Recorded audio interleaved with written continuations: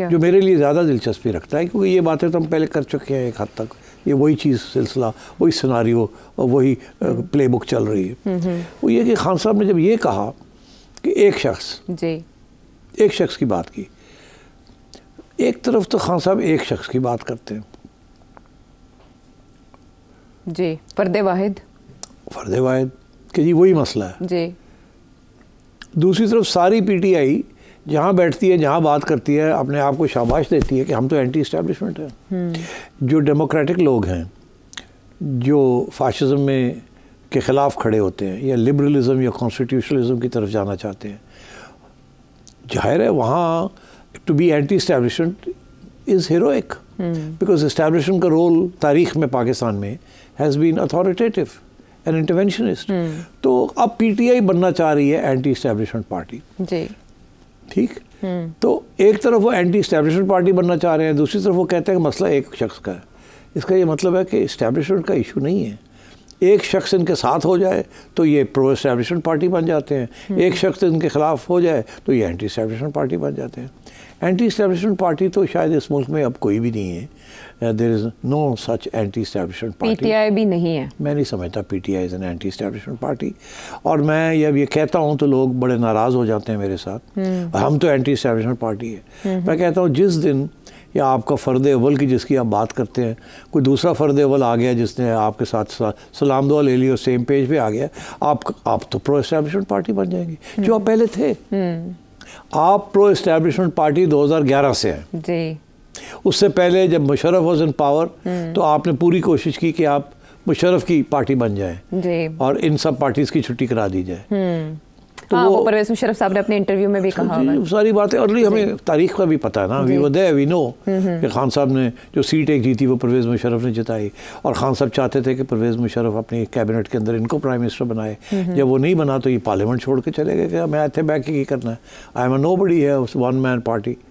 तो खान साहब is not anti establishment. Khan साहब वो चाहते हैं कि ये इस्टेब्लिशमेंट मेरा साथ दे और मैं बाकी सारी से आपको कुचल दूँ और सिर्फ वन पार्टी रूल हो जिससे मैं रूल करूँ, मेरी पार्टी रूल करे, और police force, rangers, army, they become my handmaidens. जो मैं ऑर्डर करूँ वो करें, अगर रिप्रेस करना है रिप्रेस करना है, वॉर करनी है वॉर करनी है, नहीं करनी है, दैट्स व्हाट ही वांट्स। ठीक है। So मैं समझता हूँ कि today it is evident that PTI is not anti establishment, PTI is actually anti one man. जब ये बाजवा इनके साथ था तो ये बाजवा के साथ थे, वन सेम पेज है, उस वक्त तो एंटी इस्टेब्लिशमेंट नहीं थे। जब बाजवा चला गया तो ये एंटी इस्टेब्लिशमेंट हो गए। अब they can't have their cake and eat it too. अगर एंटी इस्टेब्लिशमेंट है तो फिर इनकलाबी पार्टी बने ना। इनकलाबी पार्टी तो आप है नहीं जी, किसी सूरत में आप इनकलाबी पार्टी नहीं है, तो फिर आप इस मुल्क में नया पाकिस्तान कैसे बनाएंगे? अगर वही सिस्टम रहेगा और आपने भी वो हाइब्रिड रजीम जो है उसी तरीके से चलाना है with the support of the establishment, तो फिर कैसे आप फिर एंटी एस्टेब्लिशमेंट का होने का दावा नहीं कर सकते। यही बात ख्वाजा आसिफ ने भी कही थी कि आप एक तरफ कहते हैं कि कॉन्स्टिट्यूशन के मुताबिक चलना चाहिए, फिर आप मुज़ाकरात भी कहते हैं कि ताकत के सरचश्मे से ही होंगे, जिनके पास ताकत है मुज़ाकरात उन्हीं से होंगे आइन की बालादस्ती के लिए। so basically, तो ये तज़ादात हैं जो इस पॉलिटिक्स में मौजूद हैं। अच्छा, मैंने आपसे ये जानना था कि पाकिस्तान तहरीक इंसाफ के ख़िलाफ़ इससे पहले भी ये जब ट्विटर अकाउंट से वीडियो पोस्ट की गई थी मई के महीने में, तो तब भी FIA की तरफ से तहकीकात का आगाज़ किया गया था और उमर अयूब, गौहर खान और रऊफ़ हसन साहब इनसे पूछगछ का इरादा ज़ाहिर किया गया था। अब एक बार फिर हम देख रहे हैं कि FIA की टीम वहाँ गई है। दूसरी तरफ जनरल रिटायर्ड फैज़ हमीद के अरेस्ट के बाद ये कहा जा रहा था कि कुछ दिनों में मज़ीद गिरफ्तारियाँ भी होंगी और बड़ा कुछ सामने आएगा, लेकिन दोनों तरफ कुछ भी नहीं हो सका। तो आज अगर ये टीम गई है तो क्या कर लेगी? कुछ भी नहीं कर लेगी, वो एक और केस बना देंगे। अच्छा, इतनी बेबसी क्यों है? देखे ना, इशारा अगर कुछ नहीं करते तो खान इससे आगे बढ़ जाएगा। देखिए ये तो कश्मकश चलती है ना, खान कुछ कहता है वो दिल से रिएक्शन आता है। अगर खान कुछ ऐसी बात करे और रिएक्शन ना आए तो खान और दिलेर हो जाएगा और उसके लोग जो है समझिए तो you have to have a reaction. अगर आप रिएक्शन नहीं करेंगे तो खान साहब फिर तो अब और बाय द वे अगर रिएक्शन ना करे तो इस मुल्क में समझते हैं ये कमज़ोरी का निशान है। हाँ। अगर आपको कोई गाली दे और तुम चुप करके बह जाओ तो लोग कहते हैं फारग है, दब गया तो खड़ा ही नहीं हुआ है। तो जब somebody slaps you you slap back. When somebody abuses you, you abuse back. ये बैलेंस ऑफ टेरर है. ठीक है, बैलेंस ऑफ टेरर. अच्छा, यहाँ पे बैलेंस ऑफ टेरर तब भी किया गया था जब इमरान खान साहब ने मुतालबा किया कि जनरल रिटायर्ड फैज़ हमीद का ट्रायल ओपन किया जाए. फ़ौरन ज़राए से, सिक्योरिटी ज़राए से खबर आई कि इमरान खान साहब ये कहने वाले कौन होते हैं. अब इन बातों का भी जवाब आएगा? नहीं जवाब आएगा. इसका क्या जवाब आना है? देखें, आप एक इदारे के सरबरा को जवाब आ गया ना, FIA वाले पहुंच के. हाँ, लेकिन DGI SPR की प्रेस कॉन्फ्रेंस अगर दोबारा आती है, एक वीकली वो करते हैं, बात करते हैं, तो मेरा ख्याल है ये वन मैन वाली बात के ऊपर वो नहीं करेंगे. अगर वो करेंगे भी तो वो उल्टा जो मैंने अभी बात कही है ना कि उधर भी तो वन मैन है, सब जिसने सबको गुमराह किया हुआ है जी. अगर इम्प्लाइंग ये कि अगर ये ना हो तो मुल्क विल बी फंकी डोरी. आराम से मामला चलेगा, मईशत चलेगी, सियासत चलेगी, हाइब्रिड कंसोलिडेशन होगी एंड सो ऑन. ये खान ने गड़बड़ की हुई. वो तो कहते हैं ना कि खान फितना है. वो तो नाम ले लिया उन्होंने तो उनके लोगों ने. तो इसलिए मैं समझता हूँ कि आपने जो सवाल पूछा है वो ये है कि जी ट्रायल का क्या होगा. हाँ. उसके दो पहलू हैं. एक तो ये कि क्वाइट अनप्रेसिडेंटेड पिटीशन आती है कि जी क्या सुनने में ये आ रहा है कि हुकूमत या फ़ौज सोच रही है कि खान साहब को मिलिट्री ट्रायल हो जी, और अदालत को ये कहा जाता है इसको रोकें आप. अच्छा, आज तक ऐसे नहीं हुआ कि कोई बंदा जाए अदालत के पास और कहे मेरा ख्याल है नहीं, मुझे शक है, मुझे डर है, मुझे खौफ है कि मुझे गिरफ़्तार कर लिया जाएगा. तो हमेशा आगे से जवाब ये होता है कि जब आपकी गिरफ़्तारी के वारंट निकलेंगे जी, तो फिर आप हमारे पास वारंट लेके आइएगा और फिर हम आपकी बेल की बात सुनेंगे. उससे पहले भी हुआ ही कुछ नहीं तो हम कैसे ये एक्सेप्ट करें कि आप जो कह रहे हैं ये सही है. किसी बुनियाद पे होना चाहिए. बुनियाद आज तक कभी बेल नहीं मिली ऑन प्रीएम्प्टिव कि जी हाँ ये मसला है, खदशे की बुनियाद पे नहीं हुआ, क्योंकि वो तो आपका इल्ज़ाम है ना जी. तो अब बात यह है कि इस दफ़ा जज साहब ने, जो भी जज साहब हैं, उन्होंने पहले तो रजिस्ट्रार ने ऑब्जेक्शन लगा दिए जो हम बात कर रहे हैं कि आप कैसे, ये कहाँ से ये बात आई, कोई एविडेंस, कोई प्रूफ. इस अखबारों में बातें आ रही है, इसके साथ तो कोई नहीं है. कोई बयान आया है कि इसको ले जा रहे हैं मिलिट्री ट्रायल में? नहीं. किसी गवर्नमेंट के रिस्पॉन्सिबल बंदे ने ये कहा है कि नहीं? ख्वाजा आसिफ ने कहा हाँ हो सकता है, हमें नहीं पता. मैक्सिमम यही कहा है ना. जी जी.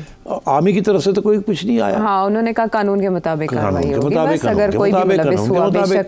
तो खान साहब के हमदर्दी जो है वो अब चले गए वहाँ, और वहाँ उनको जो रिस्पॉन्स मिला है वो बड़ा हार्टनिंग रिस्पॉन्स मिला है. जज साहब ने रजिस्ट्रार की को फारग किया जी, और जज साहब ने कहा हुकूमत एतराज मैं दूर कर रहा हूँ, मैं दूर कर रहा हूँ. जी जी. ये भी बड़ा रेयर है मगर चले हो गया. एक बड़ी बड़ी चीज़ें हो रही हैं. हाँ. तो उन्होंने कहा जी हुकूमत हमें बताया क्या सोच रही है. ठीक, वजाहत करें. अब ये कभी ऐसा हुआ नहीं. अगर हुकूमत ये कह देती है कि जी हाँ हम सोच रहे हैं जी, तो आगे से जज साहब कहेंगे तो फिर ना सोचो. ठीक. पूछने की क्या मकसद क्या है पूछने का कि आपने, अगर हुकूमत कहती है कि जी हम सोच रहे हैं जी, तो क्या आप रोक देंगे उनको सोचने से? आप कहेंगे एकदम ऑर्डर पास कर देंगे कि मत करें, हम आपको स्टॉप करते हैं कि आप सोचना भी ना करें? नहीं कर सकते. नहीं कर सकते. तो इस सवाल का जवाब मतलब क्या है कि जी हुकूमत हमें बताया क्या सोच रही है. Ridiculous, but there it is. अब यही इश्यूज हैं जो कि सारे मुल्क को एजिटेट कर रहे हैं कि किस तरीके से ये सारा इंसाफ का तकाजा जो है ये कैसे बढ़ रहा है या ख़राब हो रहा है या क्या हो रहा है. बाकी ये है कि हुकूमत को जब उन्होंने पूछ ही लिया तो आपका क्या ख्याल है? मैं आपको जवाब दे देता हूँ हुकूमत का क्या होगा. हुकूमत कहेगी जी कि ये मामला बड़ा सेंसिटिव है, हम सबूत इकट्ठे कर रहे हैं. ठीक. उसके मुताबिक कानून अपना कोर्स लेगा. क्या कानून है वो हम नहीं अभी बताएंगे. कानून बहुत से हम देखेंगे कि क्या होता है क्या नहीं होता जी. वो किसी किस्म की ये बात नहीं कहेंगे हाँ हम सोच रहे हैं इसको ले जाएं वहाँ. हमेशा ये कहेंगे वही जो ISPR ने कहा कि कानून के मुताबिक फैसले होंगे. अब कानून क्या कहता है? आज तक तो कानून ने यही कहा है विलियंस का भी ट्रायल हो तो मिलिट्री कोर्ट्स में हो सकता है. लेकिन वो सुप्रीम कोर्ट के फैसले का हवाला देते हैं जिसमें काजी फाइज ईसा ने ये करार दिया था. नहीं, मगर वो देखिए ना, तो आर्मी एक्ट अपनी जगह पे बरकरार है ना जी. वो तो जब ले जाते हैं तो उसके बाद सज़ा हो जाती है तो फिर वो अपील हो जाती है. चैलेंज हो सकता ये पहले ऐसे नहीं हुआ था कभी, ये भी अब हाल ही में कुछ अर्सा पहले, वो जो 3-4 साल 5 साल पहले ये हुआ कि टेररिस्ट केसेस से स्वात के अंदर जो ऑपरेशन हुआ था उसमें लोगों को पकड़ के ले गए और आर्मी वाले, और उनके ऊपर उनको कोर्ट मार्शल करके सजाए मौत दे दी। They were terrorists caught in the Swat operation. तो उसके बाद और वजीरिस्तान में, तो उसके बाद जब सज़ा हो गई तो फिर उसको चैलेंज किया गया बिकॉज सज़ाए मौत थी। तो वो फिर high court, Peshawar high court ने रिलीफ दी, फिर वो सुप्रीम कोर्ट में चला गया। सुप्रीम कोर्ट में मेरा ख्याल है एक आध को रिलीफ मिली, बाकी किसी को नहीं रिलीफ मिली, उन्होंने अपहोल्ड कर दिया। तो मगर ये है कि फिर ये इंटरवेंशन हो जाती है। जी बिल्कुल, रखना मगर अब तो ये प्रीएम्प्टिव इंटरवेंशन की बातें हो रही हैं। हाँ, और उस पर चले मुअज़्ज़ज़ जज साहब जो हैं इस्लामाबाद हाई कोर्ट के जस्टिस गुल हसन औरंगज़ेब साहब, उन्होंने 16 सितंबर के लिए हुकूमत को कहा है कि आप इस मामले पर वजाहत दें जो सवाल पूछ रहे हैं साहब के वकील या इमरान खान साहब। उन्होंने कुछ और बात भी कही नवाज शरीफ साहब के मुस्तकबिल के हवाले से, लेकिन उसमें भी बहुत से मानी हैं।